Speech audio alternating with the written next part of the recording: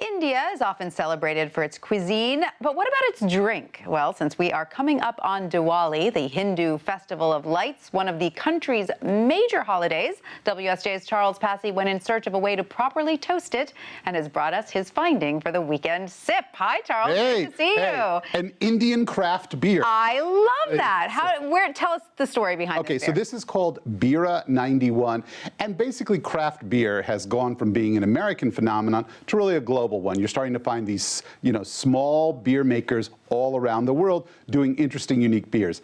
A gentleman said, hey, why don't we do it in India? There's a real strong movement of young professionals, and just like American young professionals, they want kind of a better beer. It's basically the Indian hipster beer. Right, exactly. So is this gentleman Indian? Yes, well, okay. he divides his time from between New York and New Delhi, and what happened is he was working in New York right near the Brooklyn Brewery in Williamsburg. Wow. And said, hey, we could do this in India. And so the beer is made, but it's made in India. It's also made in Europe. They have a couple of different production facilities, and it's now just making its way into New York. So he wasn't specifically in the beer industry before he started working next to the this is an entrepreneur who sort of sensed an opportunity, and it's working. I mean, the beer launched last year.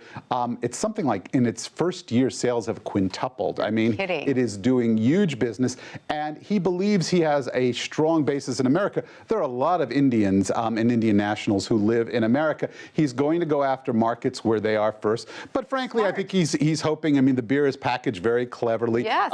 And what does Bira mean? Bira is sort of the word for dude in India. 91 refers to the country code. So he's having a lot of fun with it or whatever. And you have two different flavors Right, here? right. There is a white, which is a wheat beer. That's the one we're going to try. Okay. And then there is a blonde, which is a more traditional lager style beer or whatever. Right. So, all right. So how do you recommend enjoying this?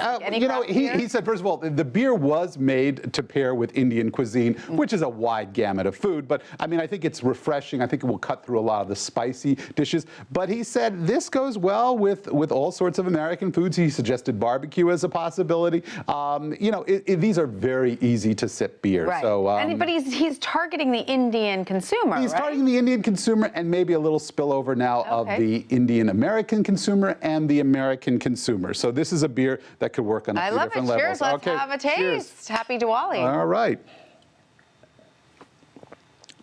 Ooh, I like it. It's very refreshing. It's very refreshing, and it's light. Well, at least this one is. Yeah, it is. It is, and the same goes true for the blonde, the lager. I mean, what you have to think about is that he's basically coming at craft beer at a somewhat different way. We've had craft beers that are extreme, super bitter. We had a sour beer here once, or whatever. We did. He wants to have a beer that is refreshing, that is light, but is not, dare I say it, like Budweiser. It's not a mass market beer. So what's your professional take?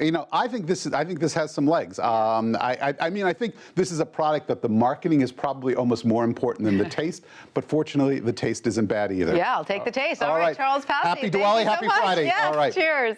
And that's your lunch break for today. I'm Tanya Rivero. Thanks for watching. Have a great weekend.